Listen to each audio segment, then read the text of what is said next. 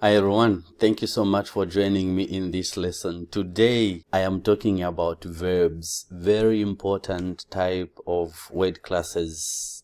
And I'm going to show you how verbs build to more advanced structures. For example, if you are talking about phrasal verbs, phrasal verbs are actually just a type of verbs. And if you think this is what you want to learn, then stick around because this is a packed lesson. And it is suitable for beginners and anyone who is just interested in knowing more about verbs. So without wasting much of your time, let's get started.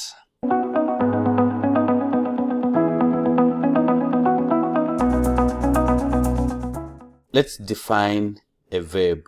Verbs are words that express actions, states of being, or occurrences. So these are the words in a sentence.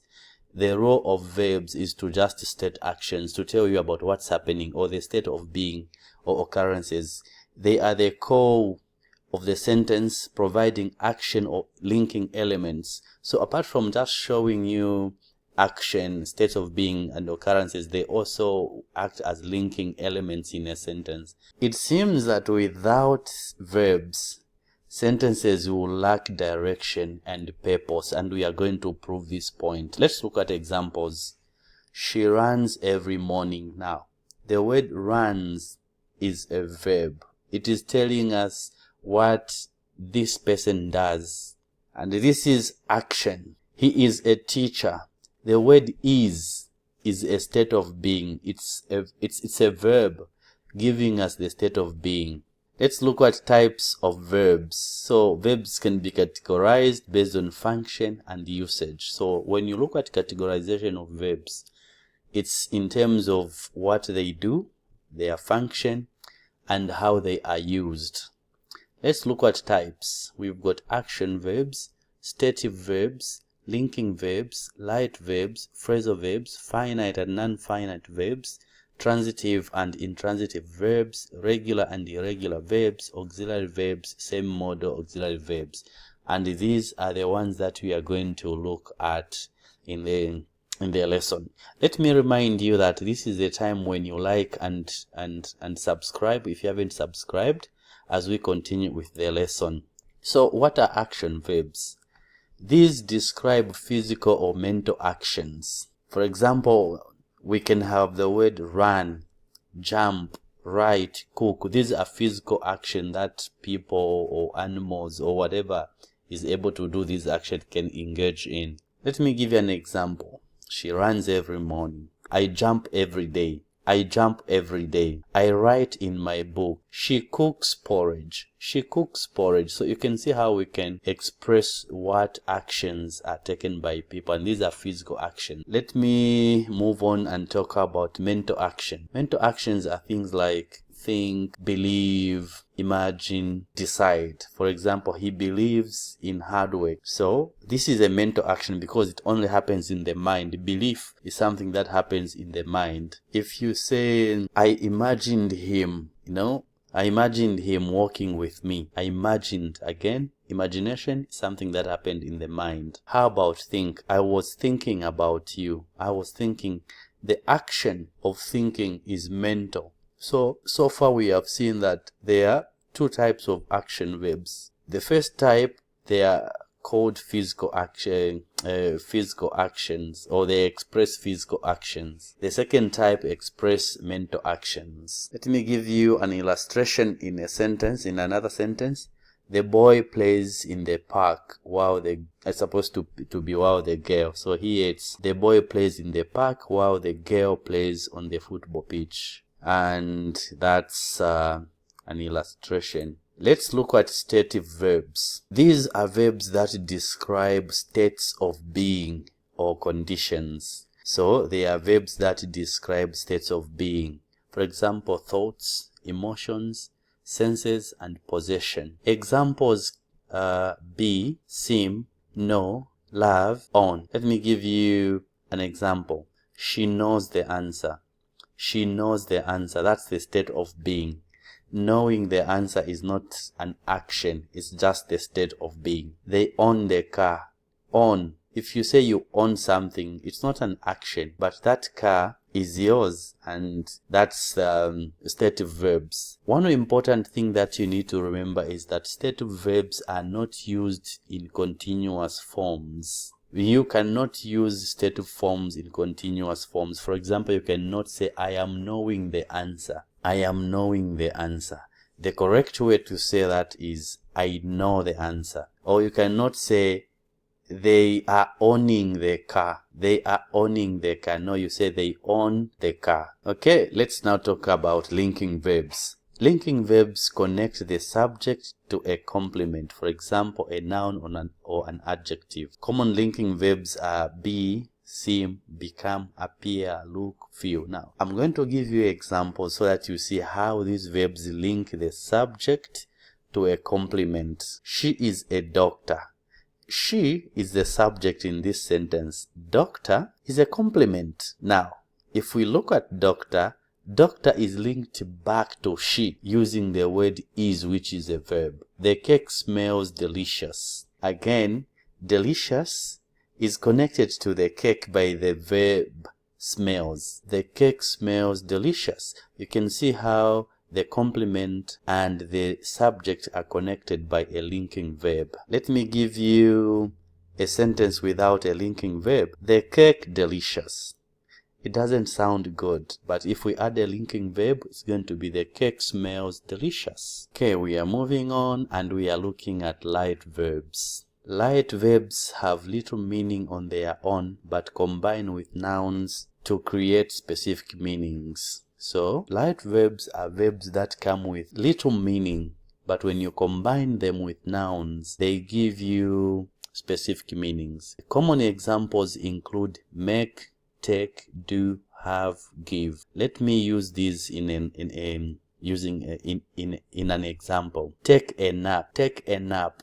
You know that the word take alone will not make sense if it's not connected to a nap. How about do homework? If you just say do, what are you going to do, right? So do homework, or I am doing homework. I am doing homework. So the word do becomes more meaningful when you connect it to a noun, which is homework. Make. Let me give you another example using make.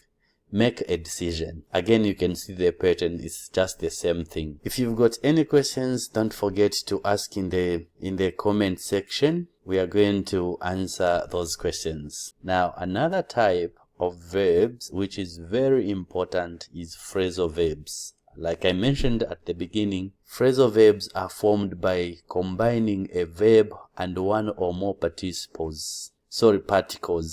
They are formed by combining a verb and one or more particles. Meanings are often idiomatic, meaning that they don't necessarily mean what the words say. For example, if you have got the word give and the word up, give, the word give means presenting something to someone. I'm giving you a book. The word up means the opposite of down. Now, if you put these words together, they form a phrasal verb. The meaning changes. To give up means to surrender. How about take and off? To take off is to depart. Put off, which means to postpone. How about in a sentence, she gave up smoking? It means she stopped smoking, or she surrendered and stopped smoking. The plane took off on time. The plane took off on time. We must remember that phrasal verbs must be learned as units. And I have an article on phrasal verbs, which you can read on my website. I'm going to link it in the description. So just read about it and know about a bit of phrasal verbs in English. Let's look at more examples of phrasal verbs. Look after. Look after. To look after, it means to take care of someone or something. She looks after her younger brother when their parents are at work. She looks after. Now, look means just looking at something, and after means after something, but when you put them together, they form a different meaning, which is to take care of someone or something. The last example is break down. Break down. To break down means To break down means to stop working, usually for machines or vehicles. So if a machine stops working, we say it has broken down. In a sentence, we can say my car broke down on the way to work, so I had to take the bus. My car broke down. So what you can see from what we have talked about so far is that phrasal verbs are made up of verbs and particles, and these they form a completely different meaning.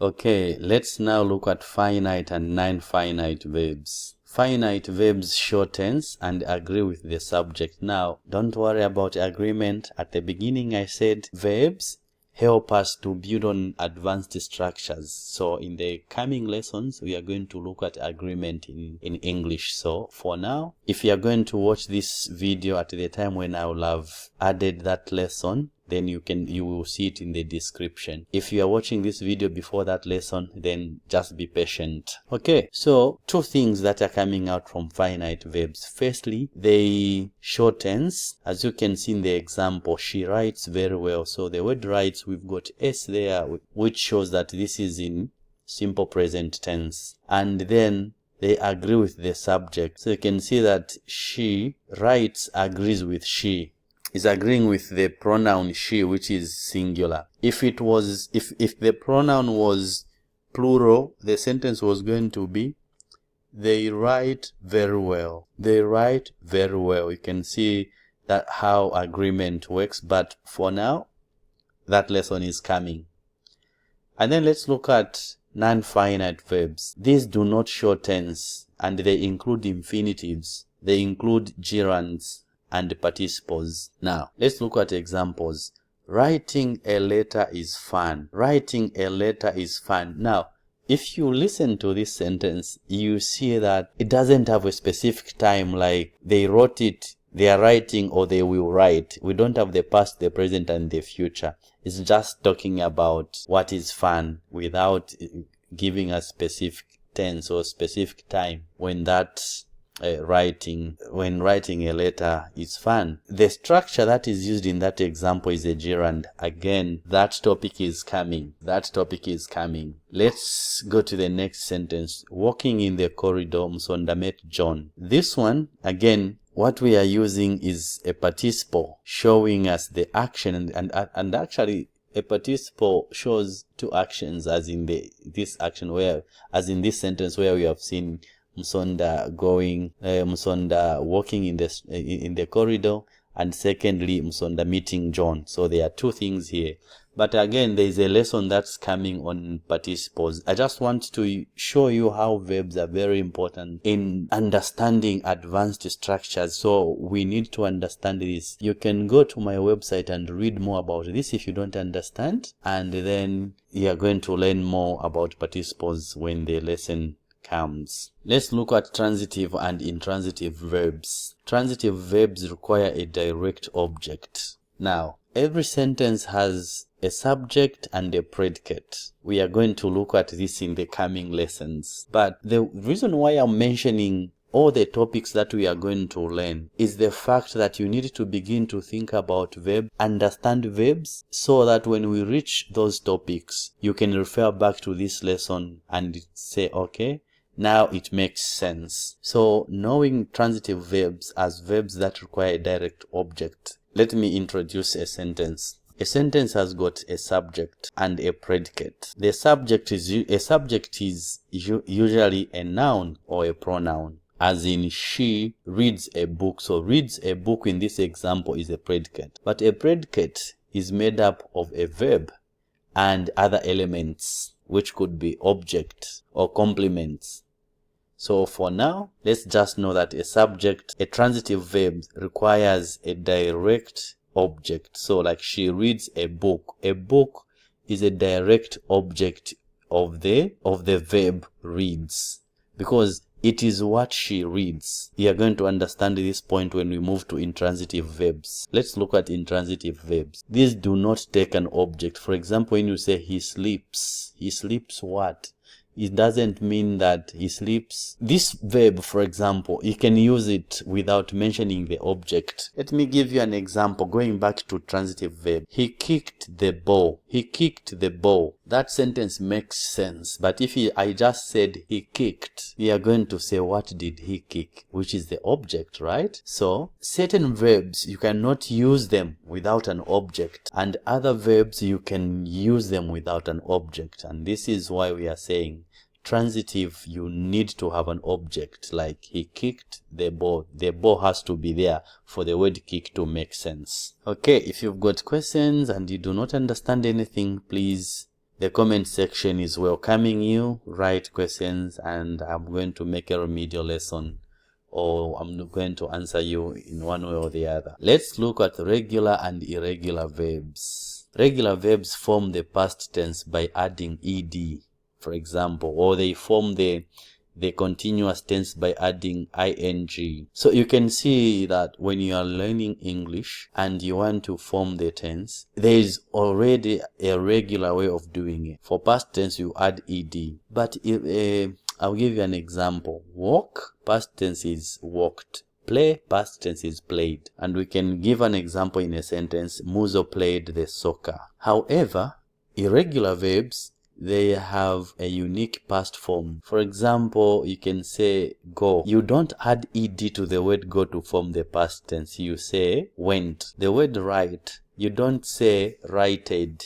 You say wrote. There are so many irregular verbs and you just need to know them by heart. Let me give an example in a sentence. James cut his finger yesterday. James cut. The word cut, you cannot say cutted. The present tense, the simple tense and the past tense is just the same, or the base form of the verb is just the same as the past tense. Okay, now let's look at auxiliary verbs. These are verbs that are sometimes referred to as helping verbs. They are used to give additional meaning to a verb phrase. They are used, for example, to express tense or to express the voice, to express the mood and other aspects of the verb phrase. The most common auxiliary verbs in English are be, have and do. These. And then we've got auxiliary verbs which are also used to form questions, form negative statements, and to form passive voices. So auxiliary verbs come in types,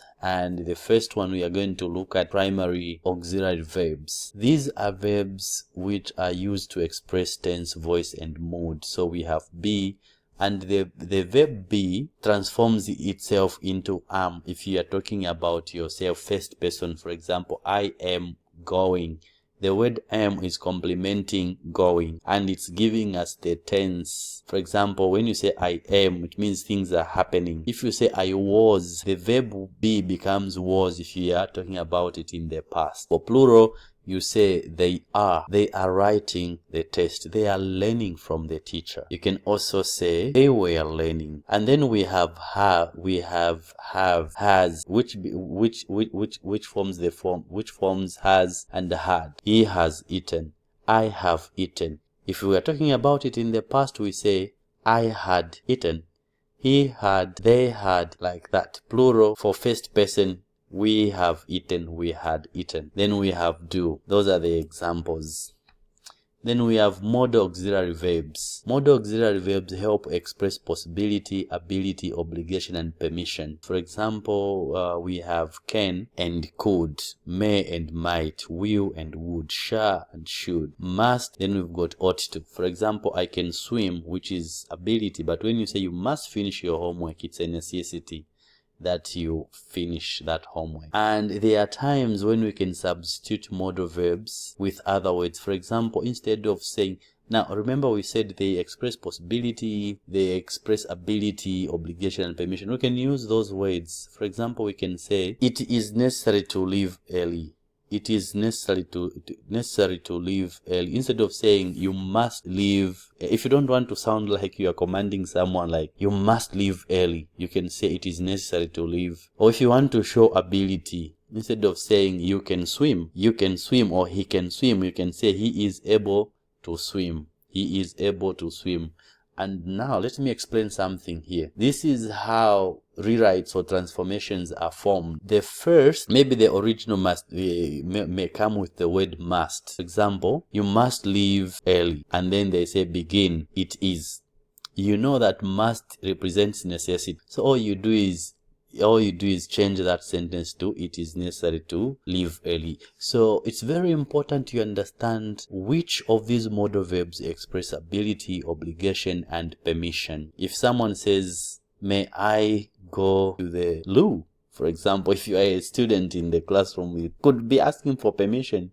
So you know that may and might could be used for permission. May and might could be used for permission. So if you've got a sentence that says, may I go to the loo? And then you must rewrite using anything that translates to permission, and those instructions will be given to you. So that's how you can understand these. And then we have semi-modal auxiliary verbs. These are like half modal verbs or quasi-modal verbs or marginal modal verbs. So many names. You can choose whichever name you want to call them. But semi-modal verbs are used to express necessity and obligation or give advice. They function like modal verbs, but they have additional forms. For example, need to, ought to, and have to. Sentences like you need to study harder. This is necessity, but you ought to leave soon. Ought to leave soon is another example. We have come to the end of this lesson. I want to thank you for staying up to this point, but I need you to know that verbs are the lifeblood of language. They drive the action, they describe states, and they link ideas. And with verbs, you can craft sentences that are precise, sentences that are engaging and full of life. And before you go, please don't forget to subscribe, share, and like, and hit the notification bell so that when I post a video like this one, you are going to be the first one to be notified. Thank you so much. See you in the next one.